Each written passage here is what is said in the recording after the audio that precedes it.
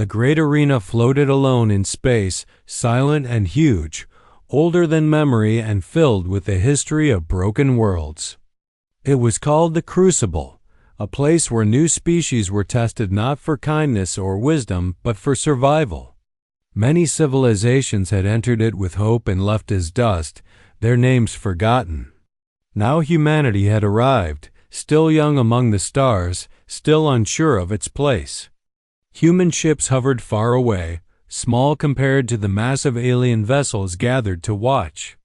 Inside the arena, the floor shifted like a living thing, changing shape and texture as if the place itself was hungry. Alien crowds filled the stands, creatures of many forms, colors, and sizes, all waiting to see another species fail. Then the arena master appeared above them, towering and terrifying, covered in dark armor with glowing red eyes that had seen countless deaths. His voice rolled across the arena like thunder as he announced humanity, calling them weak, divided, and short-lived. Laughter followed, cruel and loud. The arena master raised his claw and spoke words that had ended many hopes before. No human passes the first round. For a moment, nothing moved. Then a single human stepped forward. Her name was Captain Asha Reyes. She was not a giant, not enhanced, not wrapped in heavy armor. She wore a worn combat suit marked by old battles, and she carried herself with calm strength. Her eyes were steady as she looked up at the arena master and the watching galaxy. When she spoke, her voice was quiet but clear, telling him to watch. That simple act of courage shocked the crowd. Humans watching from their ships held their breath, knowing how unfair the first round always was. It was designed to kill quickly and make an example. When the arena master began the trial, the ground vanished beneath Asha's feet and she fell into darkness. She landed hard on burning sand, the heat rising around her as alarms sounded in her suit. Before she could rest, the sand exploded and deadly alien beasts rose from below. These creatures were known killers, fast and strong, able to tear through metal. 10 surrounded her, and the alien crowd roared with excitement, certain they were about to witness a quick death. But Asha did not freeze. She did not scream. She ran. She moved with purpose, guiding the creatures instead of fleeing blindly. As she ran, she dropped small metal devices behind her, leading the beasts toward a narrow canyon that formed as the arena shifted. The creatures followed, blinded by rage. When they entered the tight space, Asha triggered the devices. The ground shook as the canyon collapsed, burying the beasts under rock and fire. The roar of the crowd faded into shocked silence. Asha stood alone, breathing hard, dust and sweat covering her face. She looked up, small against the massive arena, but unbroken. The arena master watched closely now, his confidence shaken. He dismissed her victory as luck, but Asha knew better, and so did humanity. The floor shifted again, proving the trial was not over. Towers rose, storms formed, and danger returned, but something had changed. The galaxy had seen a human think instead of panic, plan instead of charge, and survive when death was expected. In that moment, the Crucible felt different. The arena that had eaten species had met something new, something stubborn, something unwilling to accept its fate.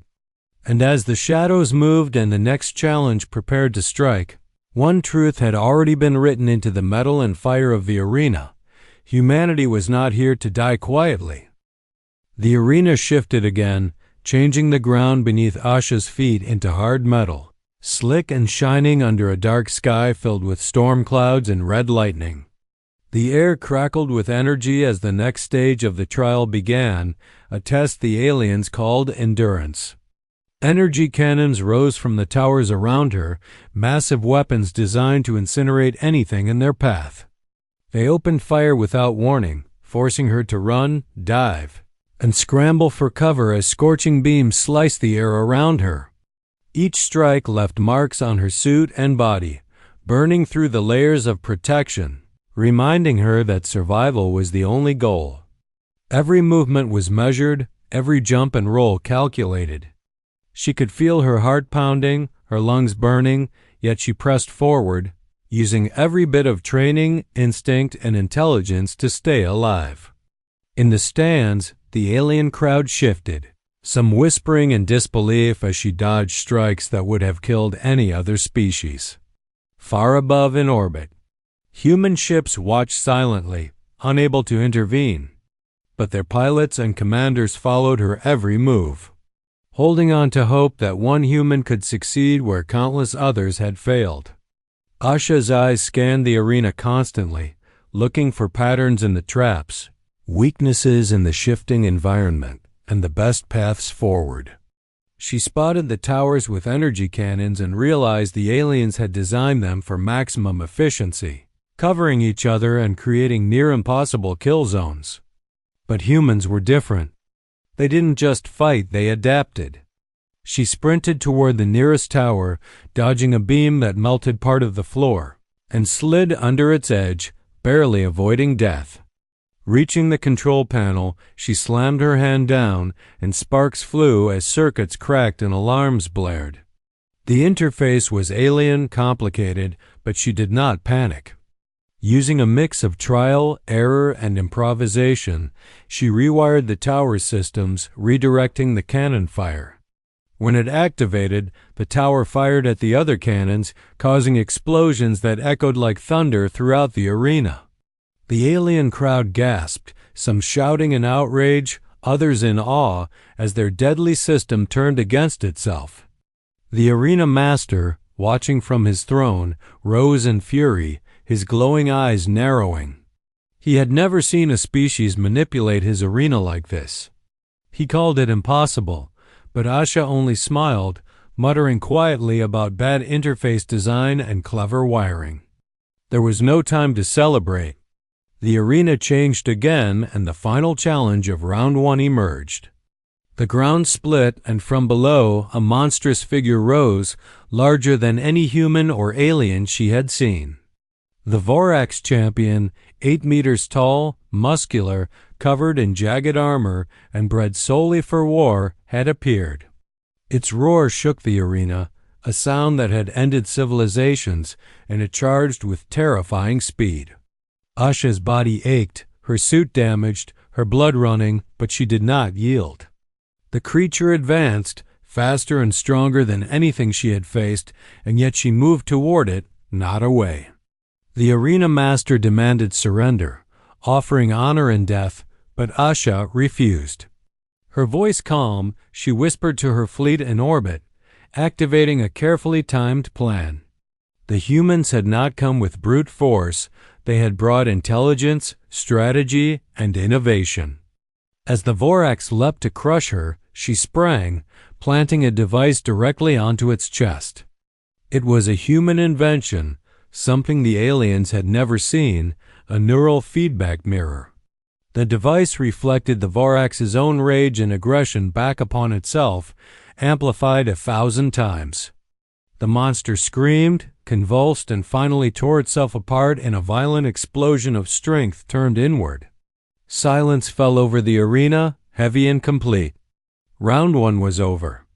Asha stood, trembling, burnt, but alive. The crowd that had once laughed at humans now whispered in disbelief and fear. The arena master, for the first time, had no words, his presence imposing but shaken. Humanity had survived, had passed the first trial in a place designed to erase them. In the orbiting fleet, cheers erupted, tears formed, but there was no false celebration. Everyone knew this was only the beginning. The real challenges, the harder rounds, were yet to come. And still, Asha stood, proving not just to the arena, but to the galaxy that humans could endure, adapt, and triumph where others failed. She had not relied on strength alone, but on courage, intelligence, and unwavering determination. And as the arena shifted and prepared for the next challenge, one undeniable truth shone through. Humans were not a species to be counted out. They were survivors, thinkers, and fighters capable of bending impossible odds in their favor.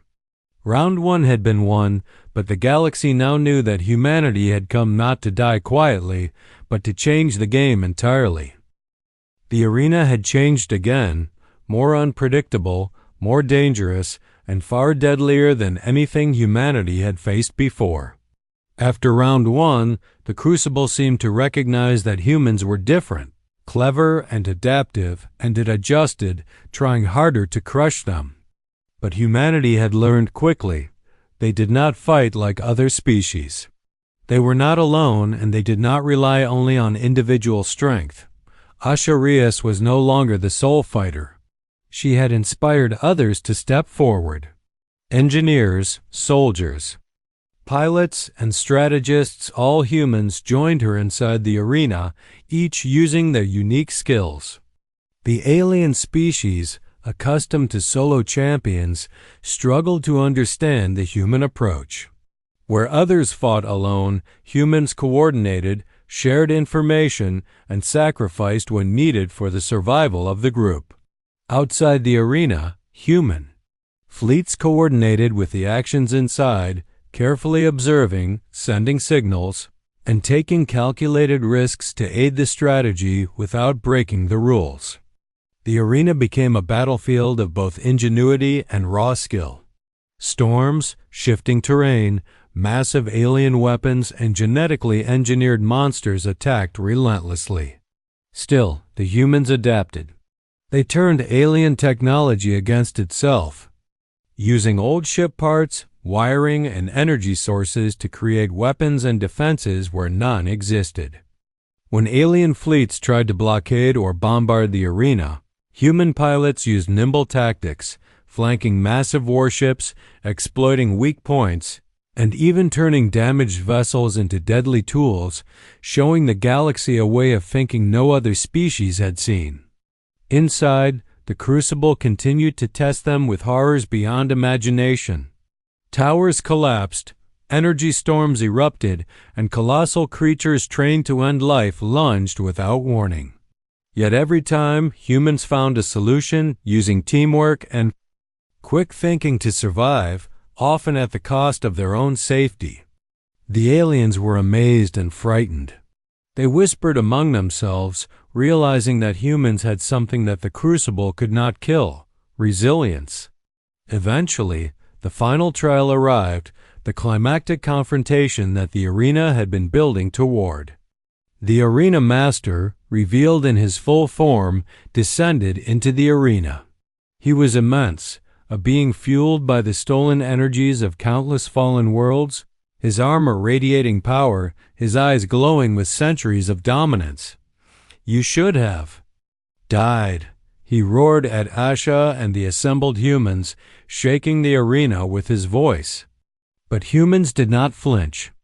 Asha stepped forward, bloodied and bruised, her suit battered but functional, and her eyes locked on the arena master. She spoke calmly, simply, with a strength that echoed across the arena. "We are human. We are never nothing." That defiance, that clarity of purpose, shocked even the ancient being. The final battle was cataclysmic. Every strike from the arena master carried the force of a world, shaking towers, toppling terrain, and sending energy waves that could flatten armies. Asha and her team moved as one, coordinating attacks, using the environment, and exploiting every weakness in the arena structure and in the master himself. Each human acted not for glory but for survival and for each other. They endured blows that would have killed a dozen other species, rising again and again. The battle raged, shaking the arena, tearing the ground, and lighting the skies with fire and lightning. Asha finally initiated the last plan humans had prepared, not brute force, but intelligence, using the arena's own systems against its master. The Crucible, once an instrument of death, became a weapon in their hands. With careful timing and ingenuity, the humans rewrote the rules of the trial, turning the arena's power on the arena master himself. He screamed as the force of the crucible, amplified by his own strength and fury, overwhelmed him. He fell, defeated not by strength alone, but by human resilience, strategy, and unbreakable will. When the dust settled, silence hung over the arena. Then, a signal broadcast from the arena, reaching every world in the galaxy. Humanity had passed. The message was clear, unmistakable, and echoed across stars and civilizations. Humans had survived the impossible, endured where countless others had failed, and had reshaped the perception of an entire galaxy. The species that had been dismissed as weak, short-lived, and unremarkable had proven that their greatest strength lay not just in their bodies, but in their minds, hearts, and unity. The victory inspired allies, earned respect, and even made some enemies reconsider their stance. Earth wept with pride, not just for Asha, but for all humanity. Asha herself returned home, hailed as a hero but never seeking glory. Her answer to why she stepped forward in the face of impossible odds was simple. Someone had told them they could not survive, and she refused to believe it. Across the galaxy, the story of humanity spread as a warning and a promise. They were resilient, clever, united, and unyielding. Never again could anyone assume humans would be defeated easily. The Crucible had tried to end them, and instead, it had revealed something terrifying and remarkable. The human spirit, unbroken, capable of triumphing against any odds, had entered the galaxy to stay. The galaxy would remember that day, the day humans refused to be nothing, and the echoes of their courage would inspire generations, marking humanity as a force unlike any other, a species whose determination could bend fate itself and whose courage could change the outcome of the universe.